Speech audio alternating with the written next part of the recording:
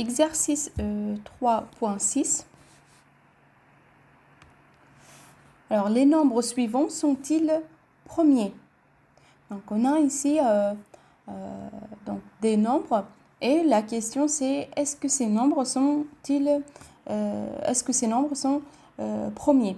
Donc, tout d'abord, donc je vous rappelle qu'un nombre premier est un nombre qui n'est divisible que par 1 et lui-même. Alors 0 et 1 ne sont pas premiers. Tout d'abord 0 parce qu'il est divisible par tous les entiers non nuls. Et 1, pourquoi 1 n'est pas considéré comme un nombre premier? Eh bien parce que 1 donc, n'est divisible que par lui-même. Or, on a dit qu'un nombre premier est un nombre qui n'est divisible que par 1 et par lui-même. Alors, un nombre premier possède exactement deux diviseurs. Or, 1, puisqu'il n'est divisible que par lui-même, alors il admet un seul diviseur. C'est pour cette raison qu'on ne considère pas 1 comme un nombre premier. Alors, pour tester si un nombre est premier ou pas, la méthode, c'est d'effectuer des divisions successives par les nombres premiers dans l'ordre croissant et on arrête le processus dès que le quotient obtenu est inférieur au diviseur. Autrement dit, si on a un nombre premier n, enfin un nombre n qu'on va tester, alors on va le diviser ou on va effectuer des divisions successives par les nombres premiers. On divise par 2, on va trouver un quotient Q1 et un reste R1. Alors si R1 est différent de 0, eh ben, on divise par le nombre premier suivant qui est 3. Donc on trouve un quotient Q2 et un reste R2. Si R2 est différent de 0, eh ben, on divisera par le nombre premier 5. On a donc Q3 et R3. Si R3 est différent de 0, on divise par 7, ainsi de suite, jusqu'à ce que, en divisant par un nombre premier M, on trouvera un quotient QM et un reste RM.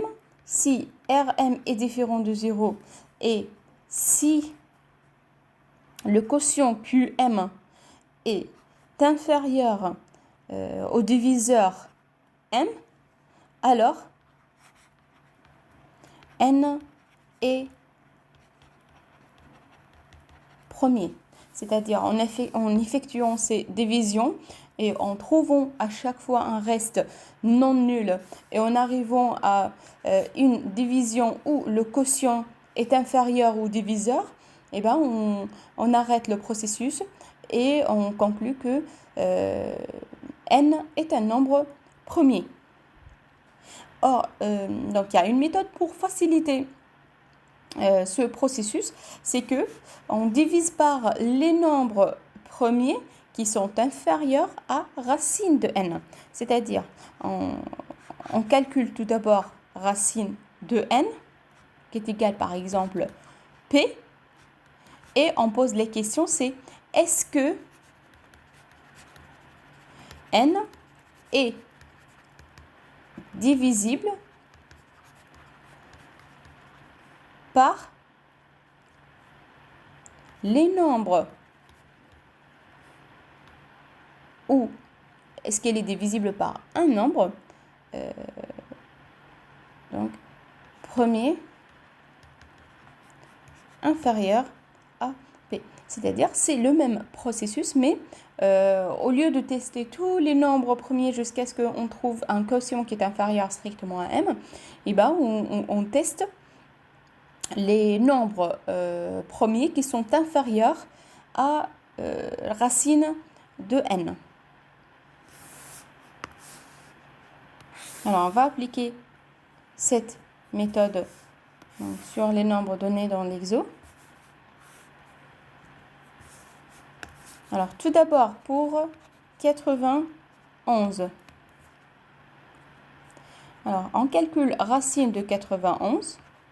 Racine de 91 égale 9,5. Donc, 53 exactement. Alors, donc, là, on va tester le nombre premier qui sont inférieurs à 9. C'est-à-dire, la question qui se pose, c'est est-ce que 91 est divisible par 2, 3, 5 ou 7? Alors, on va savoir en divisant 91 par ces nombres premiers. Alors, 91, on divise par 2. Donc, 9 par 2, c'est 4. 4 fois 2, 8. Donc, 11 par 2, 5. 5 fois 2, 10. Donc, il reste 1. Alors, le reste est différent de 0. Et si le reste est différent de 0, alors 91 n'est pas divisible par 2. D'ailleurs, 91, pour 2, 3, 5, la vérification est simple. 91 n'est pas divisible par 2 parce que 91 n'est pas un nombre pair. Pour 3, 91 n'est pas divisible par 3. Pourquoi? Parce que si on fait la somme des chiffres de 91, ça fait 9 plus 1. Or, 9 plus 1 égale 10. Et 10 n'est pas divisible par 3. Alors, 91 n'est pas divisible par 3. On peut vérifier par la division euclidienne. Si on divise 91 par 3, on trouvera 30 avec un reste qui est égal à 1 et 1 est différent de 0. Pareil pour 5, 91 n'est pas divisible par 5 parce que le chiffre de ces unités n'est pas 0 ou 5. D'ailleurs, si on divise par 5, on trouvera 18 et 18 fois 5, le reste c'est 1 aussi. Alors 91 n'est pas divisible par 5. Alors il ne reste qu'à tester 7. Donc 91, on divise par 7. Donc 9 par 7, 1. 1 fois 7, 7. Donc il reste 2. 21. 21 par 7, c'est 3. 3 fois 7, 21. Et le reste égale 0. Alors 91 est divisible par 7.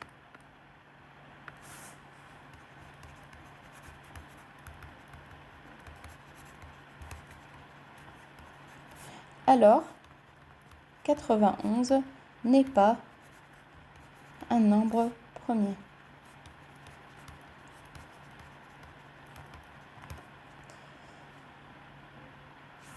Voilà.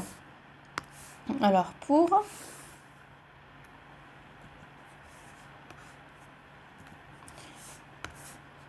761 maintenant.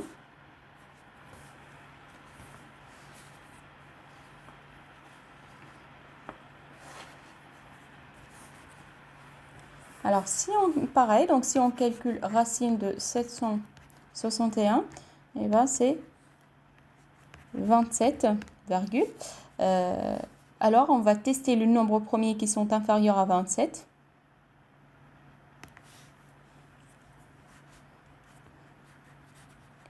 Donc 761 n'est pas divisible par 2. Donc là, on teste. 2, 3, 5, 7, 11, 13, 17, 19 et 23. Donc, là, on teste la divisibilité de 761 par ces nombres premiers.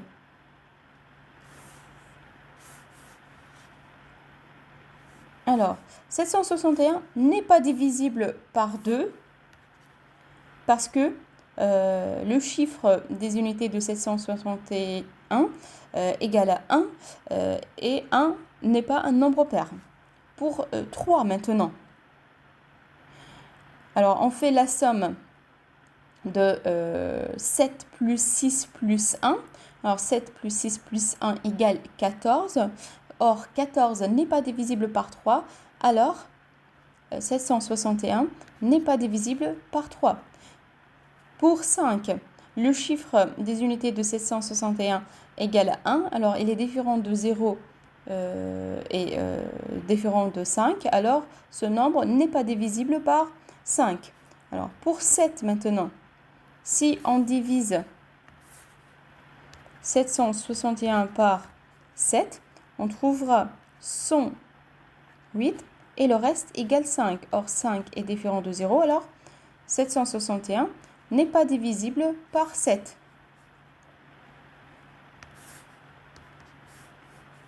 Alors pour 11 maintenant, donc 761 on divise par 11, c'est 69 et le reste égale 2. Alors ce nombre n'est pas divisible par 11. Pour 13,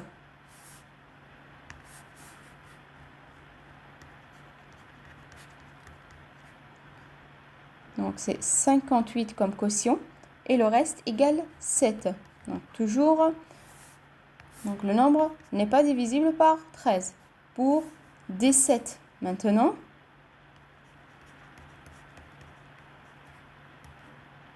alors le quotient égale 44 et le reste égale 13.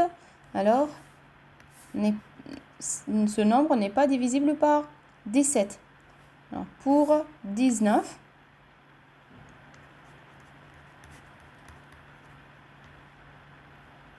donc c'est 40 et le reste égal à 1.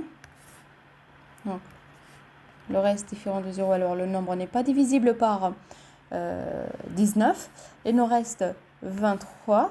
Alors 761 divisible, on divise par 23. Donc on trouve 33 et le reste égale 2 qui est différent de 0. Alors ce nombre n'est pas divisible par 23. Et puisque 761 n'est pas divisible par au moins un de ces nombres premiers, alors 761 est un nombre premier.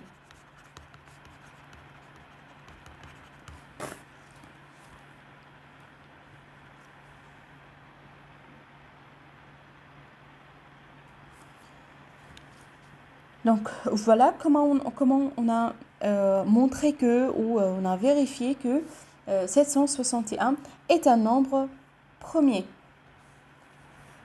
Alors on va prendre d'autres exemples.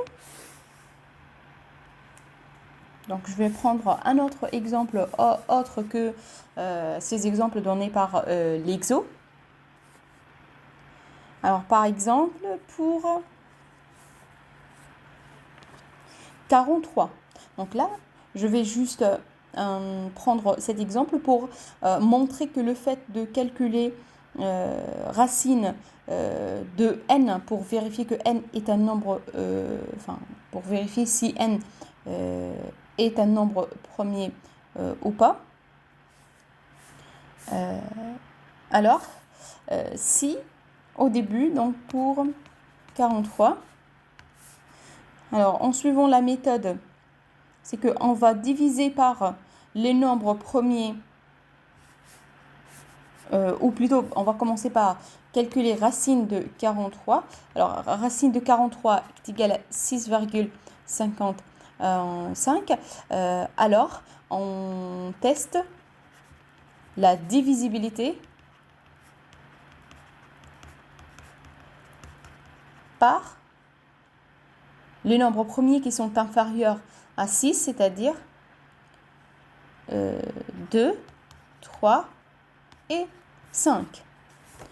Alors pour ces nombres premiers, 43 n'est pas divisible par 2 parce que 43 n'est pas un nombre pair. 43 n'est pas divisible par 3 parce que 4 plus 3 égale à 7 et 7 n'est pas divisible par 3. Et 43 n'est pas divisible par 5 car le chiffre de ces unités n'est pas 0 ou 5. Alors, 43 n'est pas, plutôt est un nombre premier.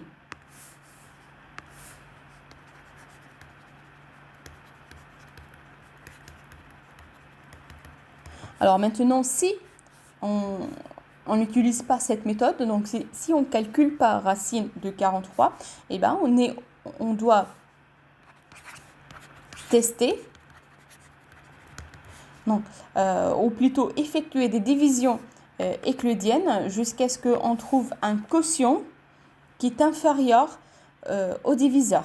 Donc, on divise par 2, donc c'est 21 et 21, donc il reste 1. On divise par 3, tant que le reste n'est pas nul et le quotient est supérieur au diviseur. Alors 43 divisé par 3, donc c'est 14 et le reste 1. Alors on divise par le nombre premier suivant, c'est-à-dire 5. 43 par 5 égale 8. 8 fois 5, 40, donc il reste 3. Donc on a toujours un reste non nul et un quotient qui est supérieur au diviseur. Alors on divise par 7. Alors en divisant par 7, on trouve un quotient qui est égal à 6. Et 6 fois 7 qui est égal à 42. Alors le reste égale 1. Mais ici, on a le quotient 6 qui est inférieur au diviseur 7.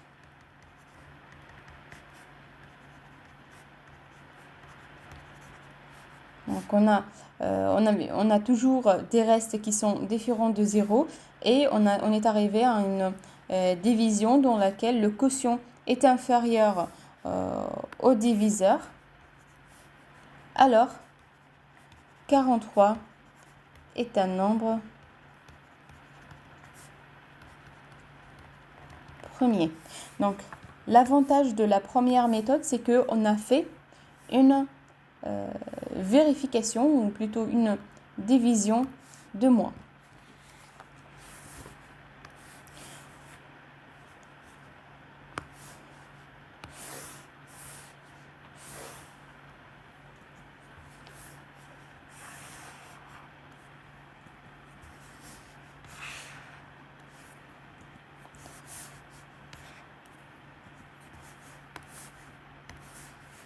Alors, pour les autres nombres, alors pour 979, alors 979 n'est pas premier, car tout simplement 979, donc en faisant les tests, on va trouver que ce nombre égale 11 fois 89. Alors, il est divisible par 11. Alors, pour 2699, alors c'est un nombre premier.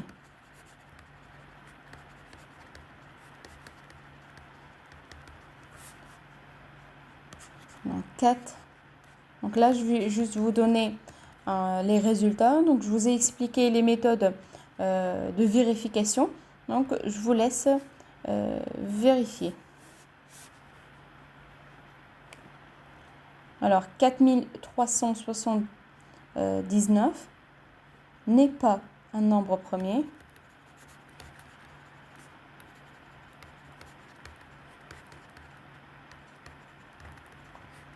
Car elle est divisible par 29.